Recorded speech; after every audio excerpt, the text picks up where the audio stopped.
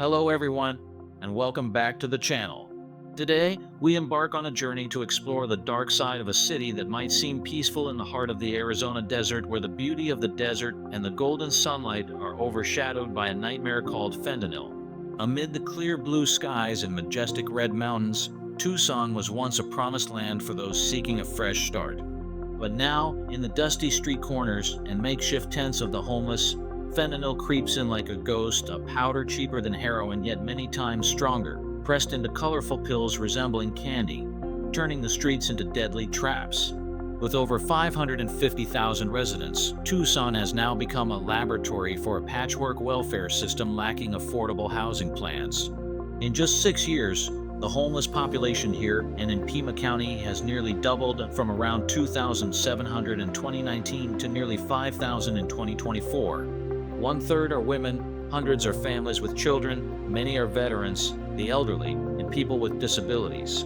Record high rental prices, $1,580 for a one-bedroom apartment and $1,780 for a two-bedroom, have pushed thousands onto the streets. And in a place where the gap between housing supply and demand is so vast, the vicious cycle of poverty, harsh weather, and the fentanyl threat has become a brutal reality.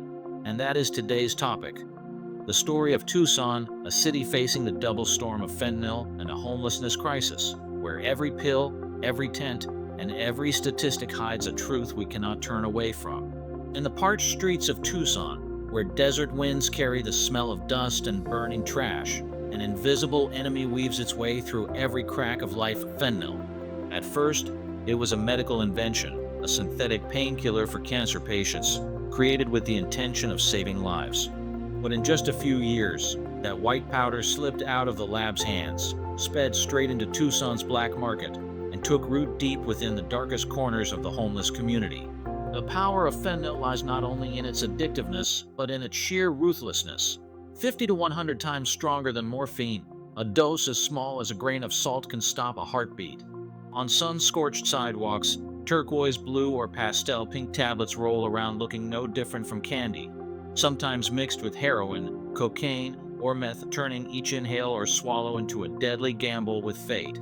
Users never know whether the dose they've just touched to their lips will let them forget life for a moment or leave it forever. The cold numbers tell the brutal truth. In 2023, more than 60 people in Tucson died from fentanyl. Just a year later, the city's drug control center seized over 70,000 doses, nearly double that of 2022. But behind every number are stories never fully told. A name disappearing from a relief list, a tent quietly cleared away, a pair of shoes left abandoned on the roadside, worn thin under the desert sun. On Tucson's dusty streets, life for the homeless is a constant battle against hunger, cold, illness, and persistent insecurity. When the sun sets behind the desert mountains, the temperature drops quickly, and the night wind whistles through tent seams, slipping past every thin layer of clothing. That skin-cutting cold, coupled with an empty stomach and the dull ache of old injuries, drives many to seek fentanyl as a temporary escape, something that can numb every sensation within minutes. For them, fentanyl is not just a drug. It is an illusory blanket, an imagined meal, an instant sleeping pill. But that comfort comes at the cost of dependence. Once accustomed to the numbness fentanyl brings, they find it hard to follow the rules at shelters where drugs are strictly prohibited. They also struggle to hold down jobs when each day begins and ends with the hunt for the next dose. And when they commit minor infractions, from public drug use to erratic behavior, they are easily pushed out of an already fragile support system. In reality, around 40 to 50% of the homeless population in Tucson have tried at least one type of synthetic opioid. Among them, 2/3 use fentanyl, a figure that alone explains why this crisis is drowning the entire city. Each of these statistics represents a life story, and when pieced together, the picture that emerges is one of darkness and overwhelming shadows. A veteran living in an old truck on the outskirts of Tucson recounted, his eyes fixed on the void ahead. "I don't want to use drugs, but the cold and the hunger force me to find fentanyl. It's the only thing that helps me sleep through the night." There was no pride in his voice, only the helplessness of a man who once served his country, now forced to trade his survival each night for a small blue pill. In Tucson, Fentanyl and homelessness don't just coexist, they are intertwined, creating a vortex that is nearly impossible to escape. Once inside it, each day becomes a repetition of hunger, pain, and addiction, a cycle where a single misstep can cost a life. In 2024, Tucson and Pima County recorded about 5,200 homeless individuals, a 70% increase compared to 2018. Behind that percentage lies a bleak reality. Half of them live entirely on the streets without any stable shelter. A quarter are women, many of whom face the constant threat of violence, harassment, or abuse. More than 500 families have children, many of whom are not yet old enough for school. Among them are numerous elderly people, individuals with disabilities, and veterans, those who once served their communities, now relying on charity for every meal and every scrap of blanket. In this context, the addiction recovery system is nearly powerless against the overwhelming demand. The entire city has only 35 detox beds and a ratio of one counselor for every 140 addicts. The waiting time to enter a treatment program ranges from 3 to 6 months, long enough for many to relapse, or worse, not survive long enough to reach their turn. The living conditions of Tucson's homeless are a harsh blend of unforgiving nature and dangerous sanitation issues.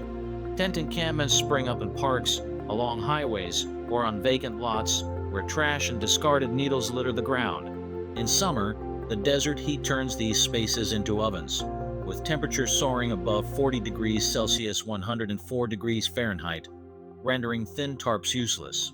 In winter, bone-chilling cold seeps into every gap, and people can only fight it off with a worn-out blanket or a few scavenged jackets. Here, there is no such thing as real safety. Each night is a gamble with the weather, disease, and the threat of violence. In such a setting, hope feels like a luxury, while survival is simply the effort to make it through one more day. The tent camps in Tucson are no longer small, scattered clusters like in years past. They have spread into massive patchworks, stretching from downtown through Tucson's Chinatown, spilling into industrial areas along the I-10 freeway, clinging to major bus depots, and even taking over the few remaining small parks. From above, they appear as dark stains spreading across the sun-scorched desert, signs of a crisis that can no longer be hidden. But the presence of these camps raises not only debates about urban aesthetics, it also poses serious public health threats. The crowded, unsanitary environment makes it easy for disease to spread. Illnesses such as hepatitis C, HIV, seasonal flu, and even dengue fever and various skin diseases find in these camps a fertile ground for transmission. The scarce food and water available are often unsafe, leading to poisoning risks. Organic waste, spoiled food, and used needles scattered on the ground become infection traps for anyone, especially children. In Tucson, there are still children living and growing up in these camps. They learn to avoid needles before they learn to read, to tell the difference between spoiled food and edible scraps before they know the colors of the rainbow at school. A mother living with her 2 young children in a tent near a park recounted, "We have to avoid needles. Try to cook on an old gas stove, but drinking water is always scarce and dirty." For her, that is just everyday reality, but for anyone hearing it for the first time, it is a heartbreaking wake-up call. The tent encampments are not merely temporary shelters.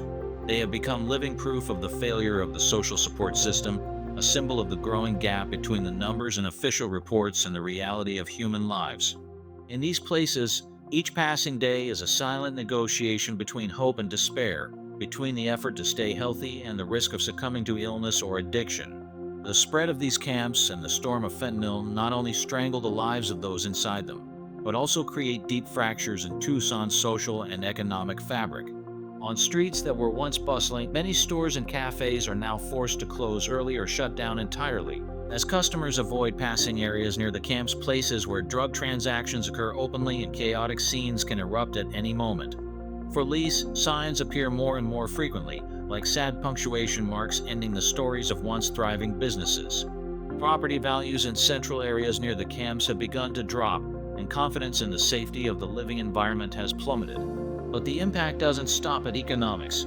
Tucson's healthcare, mental health, and social relief systems are stretched to the breaking point. Hospitals are receiving more overdose cases than ever before. Psychological support centers work overtime, yet the wait to see a counselor can stretch for weeks.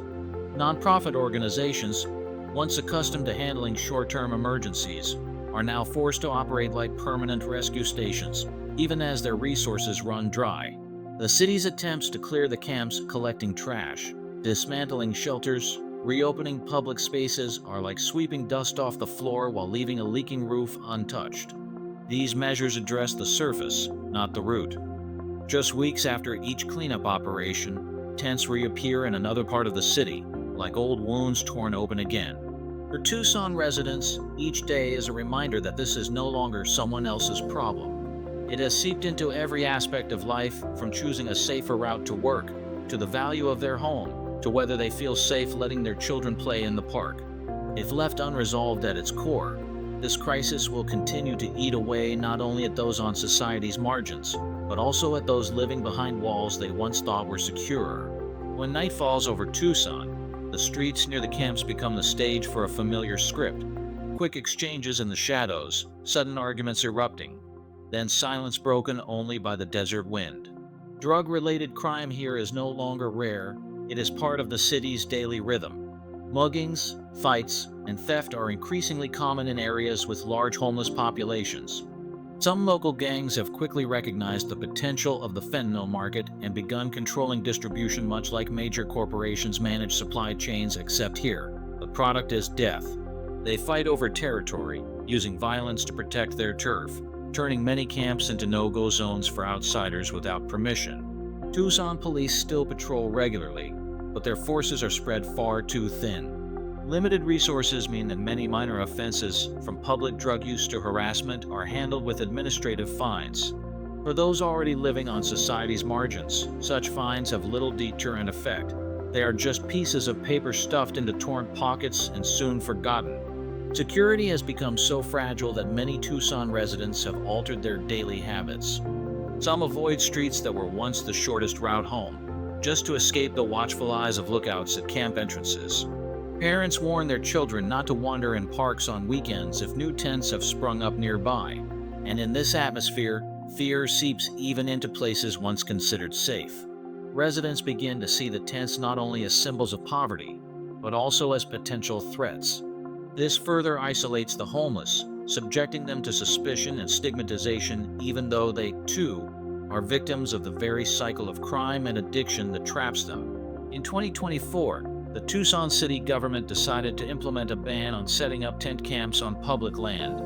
More than 180 people were arrested, fined, or even jailed for violations. The goal, according to officials, was to restore order and return public spaces to the community. But for many residents, the images of bulldozers clearing away tents, along with blankets, clothing, and the few belongings of homeless residents, left a bitter aftertaste, as if the chosen solution was to sweep the dust under the rug. The authorities also rolled out other measures, cleaning up trash, disinfecting public areas, and deploying social workers to connect the homeless with support services. On paper, this was a step in the right direction, but in reality, these efforts were like patching over a rotting fabric. The homeless might temporarily leave, but just weeks later, new tents would sprout up in another corner of the city. Social activists strongly opposed this approach, calling it the criminalization of poverty. They argued that arresting or fining people who cannot pay does nothing to solve the root problem, it only makes it harder for them to access welfare services. Instead, they called for long-term investment in affordable housing, expansion of medical and addiction treatment services, and the provision of job support programs to help the homeless regain stability. One initiative that carried some hope was the project to convert old motels into affordable housing. In theory, this was a faster and cheaper solution than building new units. But many projects have been delayed due to political disputes, lack of funding, or bureaucratic hurdles. While meetings continue and documents remain on desks, out there, living, breathing human beings still have to sleep through the bone-chilling cold or scorching desert heat.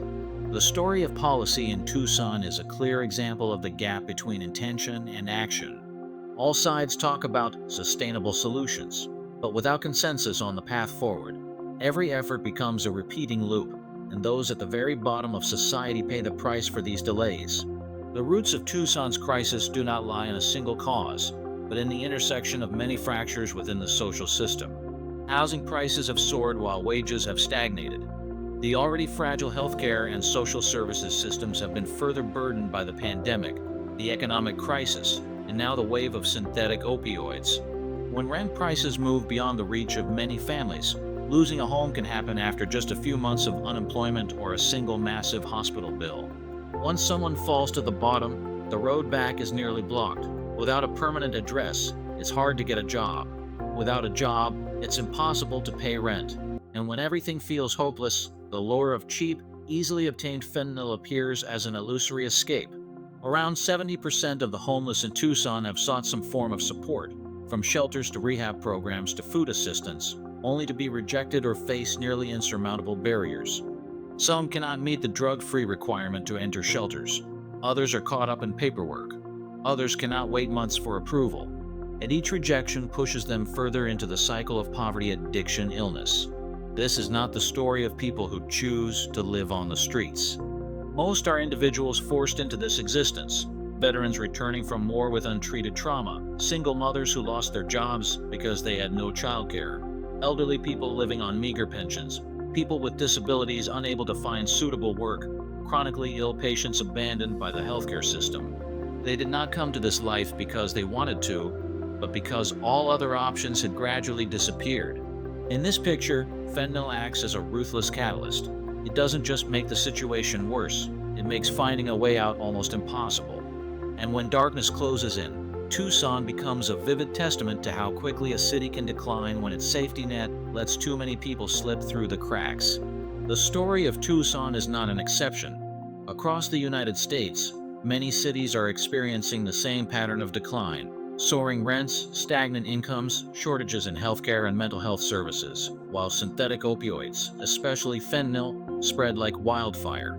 From coast to coast, tent encampments rise along roadsides, in parks, and under bridges, bringing both despair and serious health and safety risks.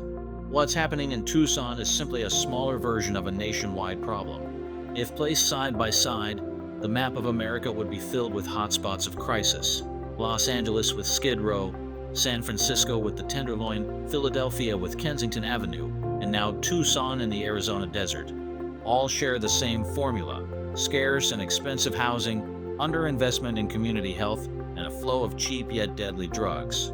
Many experts are calling for a Marshall Plan for housing, a nationwide campaign to build tens of thousands of affordable units, not just in major cities, but also in areas quietly becoming hotspots.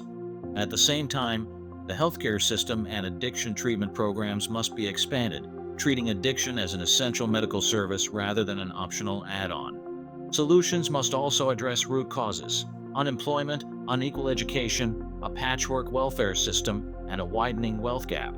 If we only treat the symptoms, clearing camps, making arrests, or offering short-term aid, the crisis will simply subside temporarily, only to return each time more severe than before. Housing must be recognized as a human right, not merely a commodity subject to market forces. A society is truly strong only when its most vulnerable members have a safe place to stand. And that is the moral benchmark America, starting with Tucson, will have to face. The impact of the fentanyl and homelessness crisis in Tucson doesn't end with the present. It is silently leaving a dark legacy for the city's future. For children and young people growing up in the camps, their childhood is shaped by instability. No permanent home, interrupted schooling, poor nutrition, and a living environment riddled with risks, from disease to violence. These experiences create deep psychological scars, putting them at risk of repeating the cycle of poverty, addiction, homelessness as adults. For many, the dream of a warm home exists only on a television screen or in a borrowed library book. The effects ripple across the whole community. The growth of encampments and open drug use stirs concerns about safety and sanitation, sowing division among residents. Those living near hotspots face constant noise, trash, and anxiety, while public services, from healthcare to social assistance, are forced to pour more resources into emergency responses rather than investing in long-term prevention. Yet, amid the darkness, there are glimmers of light from community efforts. Some nonprofits, volunteer groups, and individuals persist in delivering food, warm blankets, and information about support programs directly to those in need. A few small but practical initiatives, like mobile showers, traveling health clinics, or managed temporary housing, are proving that when communities and governments work together, change is still possible.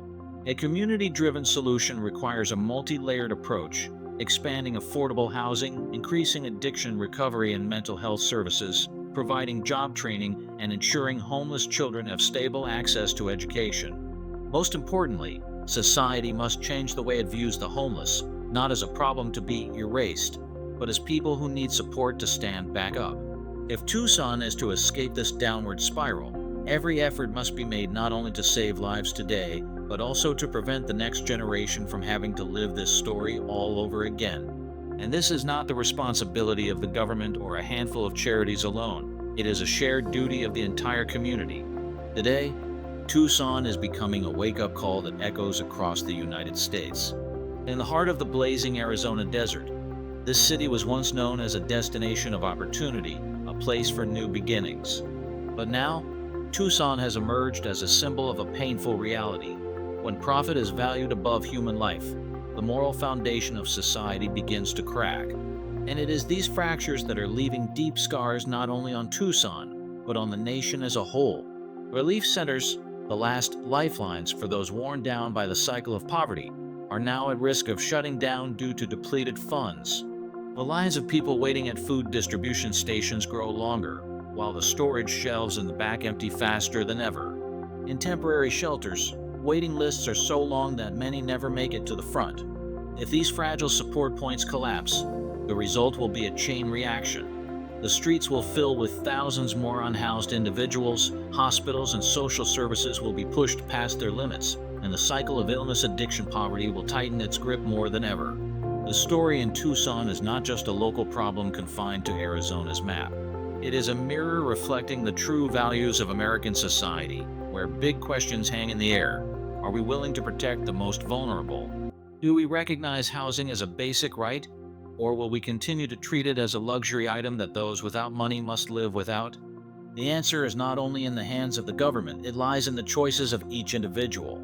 And each of us has a choice. We can volunteer a few hours at a food distribution station, donate to organizations working directly in the field, support affordable housing projects, or speak out in favor of long-term policies. Whether small or large, every action is a thread helping to mend the fraying fabric of our society. If we continue to ignore this, Tucson's warning will no longer be a warning, it will become the reality of many other cities, from bustling metropolises to once peaceful towns. At that point, there will be no such thing as their problem. It will be a problem for all of us. Because the crises of homelessness and fentanyl do not stop at geographic borders, they seep into every community, every household, in ways we might not expect. This is not just a story about compassion or charity. This is about facing a truth many would rather avoid. A society is only truly safe and strong when its most vulnerable members have a secure place to stand and a place to call home. Tucson has paid a high price to send this message. The remaining question is, will we listen and act, or will we wait until Tucson's story becomes our own? If you resonate with stories like this and want to continue exploring, reflecting on, and finding solutions to social issues with us, please click like, subscribe, and turn on notifications. Share this video so that more people can see the truth, and so we can create change together.